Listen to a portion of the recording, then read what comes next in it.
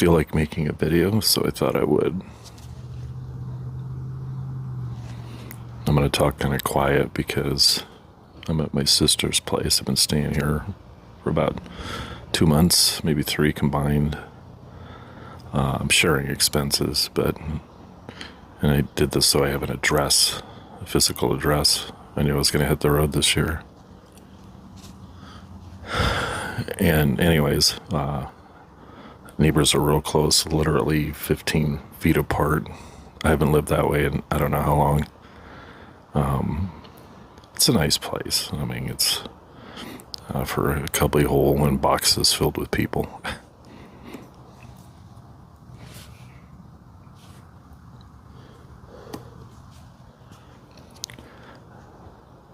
So I almost didn't do this trip by motorcycle, even though I've been talking about it. And if you're following my channel, you've seen me change my mind quite often.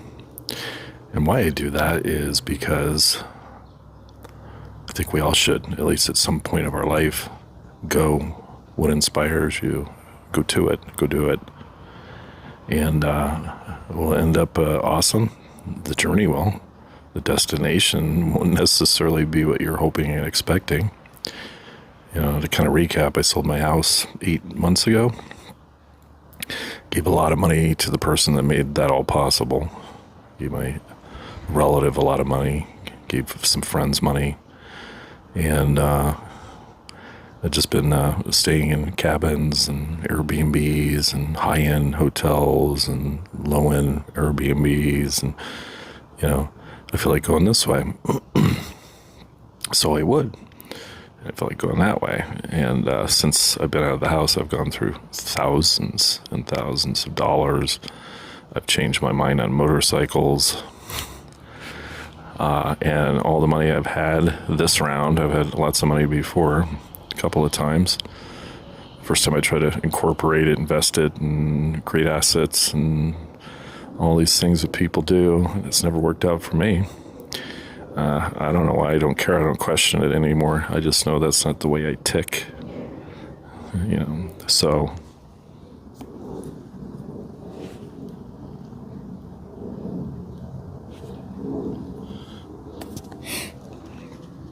And after you've had the kind of money I've had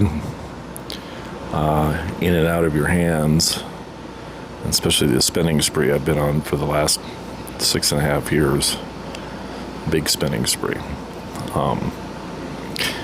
You get on the other side of that and you find out nothing entertains you. Any materialistic thing, it's got to be bigger, better, faster, stronger, more impressive. And for who? For who? Nobody's impressed. So I'm on the other side of that, sold the Tahoe, and I got pretty much what I paid for it. That's rare. And getting rid of some stuff, and we're going to hit the road in the next few days on the bike, on the Ibex 450cc bike, loaded with my big ass, and maybe 40 pounds, maybe 50 pounds of gear. I'm trying to pack a little thinner this time. Last time I did this, I had 90 pounds of gear. Brought everything my MacGyver mind can think of, and well prepared. And then after 6 months of riding with all that stuff, you find out that you don't need even half of it. You know, so you send it back home. Well, this time I'm taking what I know based on experience, and if I need something, I'll have it shipped to me, or I'll get it if I don't have it. So, but I'm going to tell you what this trip's about. Totally full disclosure, no games. I don't care. I put a lot of work in these videos, and over 17 years, and only one channel had any chance of becoming a success. And I know why. It's the only channel I had that had an actual niche, a niche. It was about a big RV. That was it. And what it was like to own one, the good, bad, and ugly. This channel, Wilderness Ride, is not necessarily about riding in the wilderness completely, although that is my sanctuary. And a lot of people get that, and I'll spend a lot of time out there and film that. But it's the wild, the wilderness. It's just going where your heart directs you. Now, do I have a bunch of money anymore? No, I don't. And some people are concerned about that. I'm not. I'm 58 years old, going on 59 here in 4 months. And even what I've had over the last 6 years, I wouldn't have been able to retire on it. Now, I would have been comfortable if I would have invested it all and then just suck eggs and wait around for the residuals to start turning over.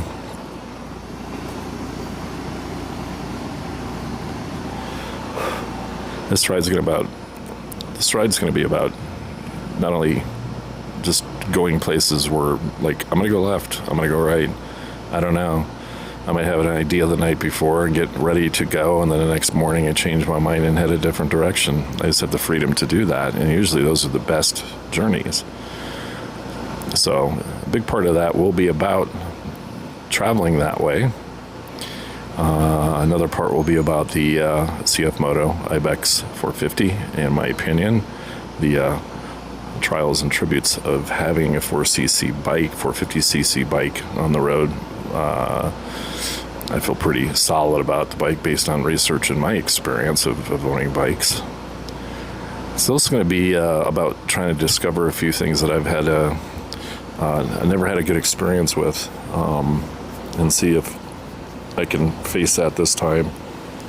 Like, I don't go to motorcycle rallies.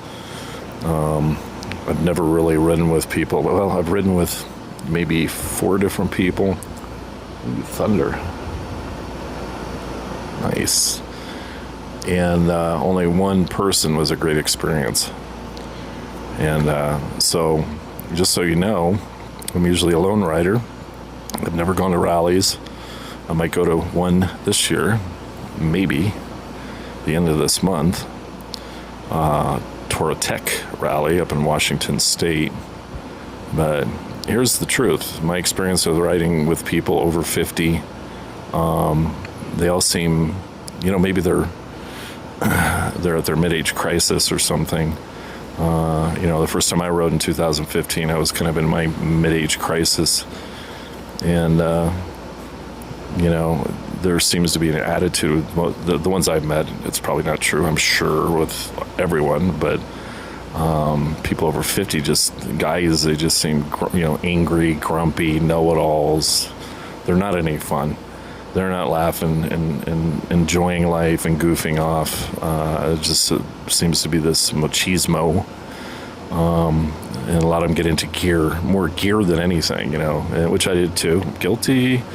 But after 7 years of adventure motorcycle riding, I reduced my gear down to, you just don't need as much once you actually do it. You figure that out. It's a hassle, About the Moscow Moto panniers, I dig the quality of it, but they are heavy. They are. You add the dry bag and the outer casing on it and all the protection they put on it, plus the brace. They felt heavy to me, but it's made really, really well, but there's a lot of unnecessary things in there. Last panniers I had were, I can't remember the name of them, but they were a polyethylene plastic, very durable. Like in their advertisement, they would drive a car over it, and they would crush and then bounce back, so they weren't like the metal hard panniers. I had all these pouches and packs and everything inside of it, and eventually I got to the point where I had those grocery bags that you buy. It was awesome. And, if I got to a motel or a camp, I would just take the lid off, which is all watertight, and pull my panniers out like a grocery bag full of stuff. And, of course, there was stuff on top, too, covering the bag, so I'd have to take a blanket out or something like that. And then pull the bags out, and that was all there was to it. Very simple. I knew where everything's at. You get to that point, the bike leans on the left when it's parked. The stuff that I want to access more often, I'd put on the right side of the bike, so it's higher up. You just get your own system down. But I'm not all into the gear now, and wearing the best and looking the best. So I bought some pretty awesome gear, because some of the stuff out there that is the best, like knee braces, are expensive. and it's about protecting your body. So yeah. People I've ridden with under the age of 50, 35 to 50, they're all about competition, even though they say they aren't, they'll push you to ride harder and faster and crazier, and that's all good and stuff. But as we get older, us riders, I've ridden motorcycles for 49 years. I've dumped my bike countless times. I've broke bones. I've had stitches, all that stuff when I was younger. But I most certainly don't ride that way anymore. I have days. You have days where you're feeling squirrely, and you do at all ages. But they can't seem to relax, I'm not going to ride one day, set up camp, and then leave the next day. I did that when I first started. It's like this never ending. I just want to be on the road. I need to stop somewhere and sleep. I get it. And eat. But there's going to be times where I really find a place I like. I'm going to stay there a few days. I'm going to share all this on the video on my channel. I don't think it's going to be like any other adventure motorcycle channel. Like Itchy Boots, phenomenal job. I appreciated her channel when she first started, but she's turned more into, everybody wants to get bigger, better, faster, better equipment, more expensive everything. I went through that myself. Now I'm using my phone for almost everything, and I've got a GoPro 9 for B-roll, and I'm actually mic'd into that, so when I'm talking and riding, that video will be off the GoPro. But basically, I think it's a big mistake they make. And Itchy Boots, I love her. New people coming on, and your audience is always evolving. It's changing. But there's no consistency in most of not all adventure motorcycle riders, and a lot of YouTubers or content creators. You get bigger, better equipment, better footage, more National Geographic, more music, constant music, theatrics added into it, because to be honest with you, they run out of ideas, so the ideas go into the creative process. I'm not saying there's anything bad with it, but you'll never be National Geographic. You might come close, but you don't have their kind of funds to do what they do, and their time-lapse cameras and everything that they do, and the staff and all that stuff. So most of these channels that turn out to be like a big National Geographic type of narration, I'm speeding through them. Itchy Boots' channel, I just kept speeding through it. There was another guy, I forgot his name, he was huge. He was like the first real adventure motorcyclist. I'll look him up maybe and put it here. Maybe. He got pretty big, traveled the world nonstop, and his footage was just absolutely amazing. And after him, I think we're burned out on that. So what kind of content do I create? Well, I think what I have to offer is spontaneity, not planning everything, understanding the journey, regardless if you underplanned or overplanned. To get from point A to point Z is really the footage I want to catch, and then sit down and talk like this once in a while. I went through a real deep philosophical phase in my life, because I contemplate, I think about things, and I've had my studies in Buddhism, meditated in the mountains for a year. I became a serial spiritualist, and then I would go the other way and turn into all business, the suits and the slick back hair and the jewelry and the cars and the attitude it takes to succeed in business. And then that wouldn't fulfill for very long, and I would start seeing the darkness crawling up to you, and then I would go spiritual, real spiritual, and started dressing that way and talking that way, and what the hell? What the hell was that about? Well, I was trying to make money, doing what a lot of people do, and that's talking for a living and sharing inspiration by just talking and writing books. Not everybody's built for that. There's a huge ego involved with that. It's a huge God ego that's really hard to break once you get caught up into thinking you know it all. And then you get to the point where you don't give a shit anymore as you get older and wiser, and you look back at these times where you thought you were like a guru, and just laugh at yourself like, what an idiot, like we should be doing, as we get older. Look back at some of your decisions you made as a teenager. What an idiot. Oh my God, I'm embarrassed. The unfortunate thing is teenagers today and kids today, they're recording it all and putting it on the internet. It's there forever,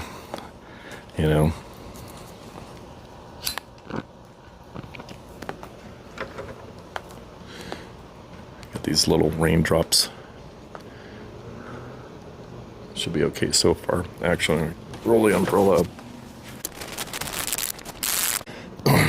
So I'm going to have dumb fun. Dumb fun. Not stupid fun, just dumb fun.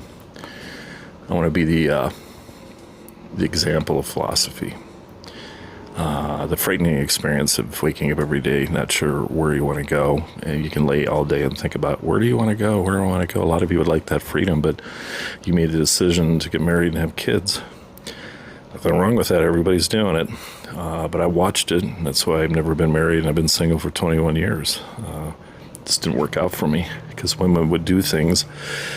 Every one of them had these little philosophical games they would play with you. And I would never buy it. Things like I'd say, hey, I'm going to go hang out with the guys today. Oh, okay. These things they do. Oh, okay. Have fun. And you already know, what's going on. And I'd go, oh, God, you're so cool. Thank you. And I would go. But it would haunt me while I'm hanging with friends. Like, what am I going to deal with when I get home? I went through that with every girlfriend I had. Every girlfriend. I watch guys do this, and it's very rare to find a female that doesn't play these games like you're supposed to be a mind reader. I tell people, don't ask me for relationship advice. It's been 21 years. I have no idea, and I failed in the first place. A lot of women think that they get with the guy to take the load off, because they're busy. Their minds are busy. Their purses are full. Back in the Western days, if a man was single, he didn't need to bring a wagon full of her stuff. He just packed up a saddle and rode. Minimal stuff, maybe towed another horse, that's it. But I used to tell women, my girlfriends, well, maybe you got with a guy to help simplify your life and show you don't need that much. Maybe you ought to sit around and kid and joke more, it's healthier. And maybe, well, they can't control their emotions, that's just the way they are. That's where they're weaker. It is true. I know I'm not going to be favored with this, but it's true. It's not a bad thing. We're there to protect them, and I just don't have the time for it. I don't have the interest in it. And their little sexual goodies. Back when I was a player, I filled my cup up. I had enough. So, zero regrets on that. And then I came out unscathed as far as diseases. Thank God. But, so, talks like this when I'm riding, sitting around a campfire, I'll be honest with you, I don't think I like riding with anyone, just because they kind of contradict the adventure, they're having fun in their own way. Don't get me wrong. I'm not dissing on other adventure riders. Sam Monicum talked to, who's a godfather of adventure riding. He's written 4 books, and he's known in the industry. I think he would have been a lot of fun to ride with. But the stuffiness I see, and I don't think I can handle a rally. You tell me if I can. If you've been to motorcycle rallies, ADV rallies, you tell me if I'm right. There's this macho kind of quiet, distant thing, and everybody's kind of astute, and they're not drinking beer, they're not smoking cigars. I'm not saying that's what we should be doing, but it's like, be free enough to not be liberal with each other. Some of the most conservative men in the world are riding motorcycles, but when they get together, some of them are the libs of the conservatives, the woke of the gang, and I've seen that. It's like, dude, lighten up, you're no fun. I'm not saying cause trouble, but anyway, so maybe I'll try a rally. I don't know. And maybe I'll go there and film it, and maybe it'll change my mind. I'm trying to get one company that I really believe in, interested in my pannier invention, and it's just a typical corporate bullshit. They don't know, they can't think about it. I don't think they're actually doing that good. I've owned businesses before, and I can kind of tell, but they want to take the time to really, it's just, fuck that world.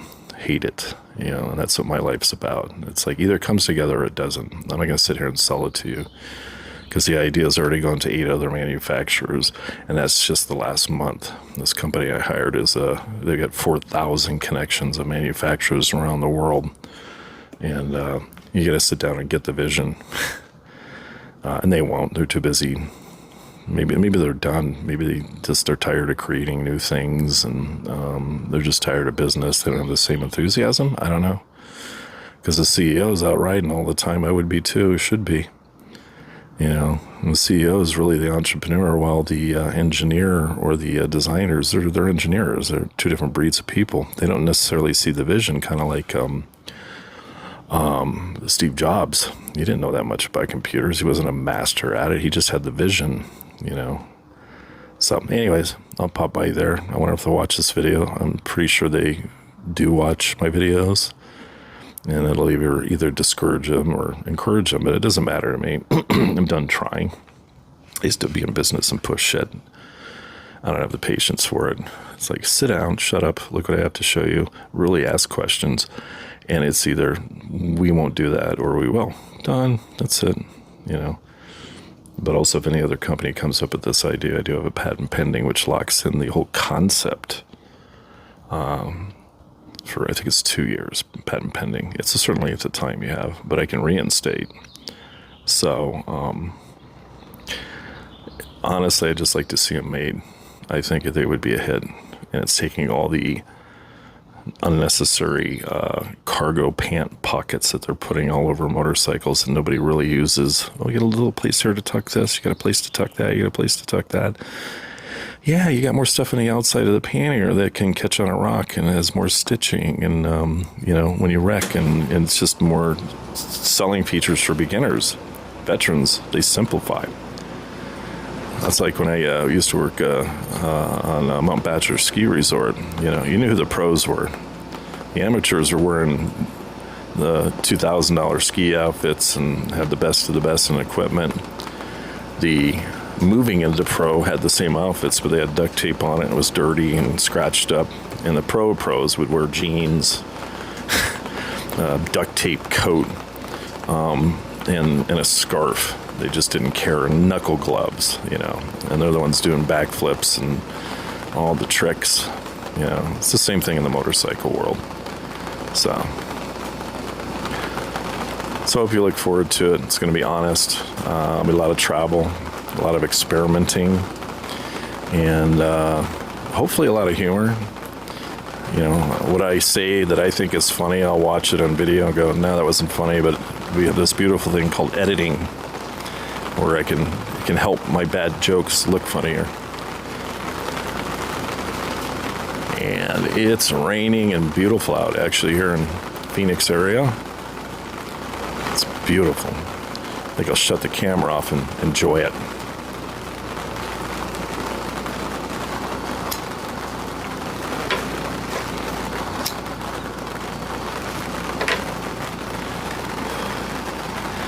Yeah, I still smoke. I'm having a beer or two.